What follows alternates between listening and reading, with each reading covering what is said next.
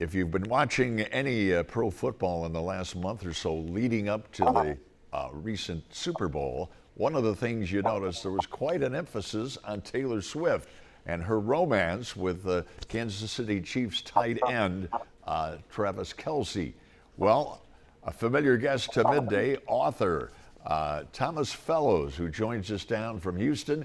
Thomas has written 10 books, and in a couple of books, he deals with the word vulnerability. And there is a connection with Taylor Swift, who incidentally, her songs are referenced in a couple of those books.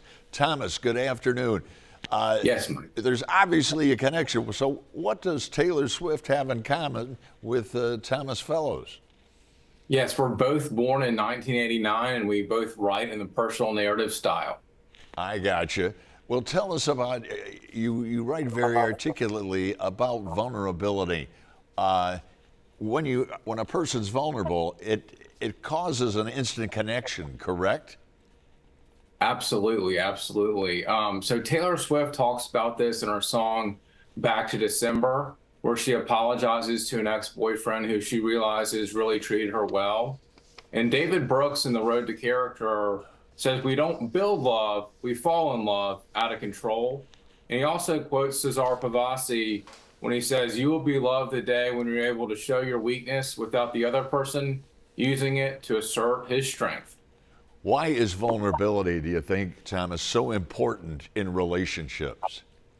Well, I talk about in my book, I say when you're vulnerable with someone, there's a connection that cannot be broken. And laying down all your cards, you'll discover that you have the winning hand. The reason you win is by allowing the other person to see you clearly for the first time, allowing them to assist you when you need assistance, cry with you when you need comfort, and help you stand when you feel as if you cannot bear your own weight. Now, there are millions of Americans who are asking the question, do you think Taylor and Travis, that the relationship is going to last? Do you think it will last, and if so, why? I think it's going to last because they're both very high in conscientiousness, meaning that they're both very detail-oriented, hardworking, striving for goals, and so forth. And if you have someone that's very high in that and very low, you're going to have issues because, the parties are going to get annoyed with each other.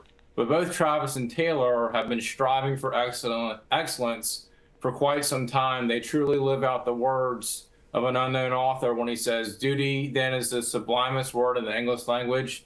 You cannot do any more. You should never do any less." Let me ask you this. If you could give advice to Taylor Swift, or if you could change anything about her, what might that be? I would love to help her write her next song, and she can help me write my next book. Good. For people what are the 2 books or 3 books that you reference songs of Taylor Swift? He Spoke with Authority and The Criminal. And where can people find those books?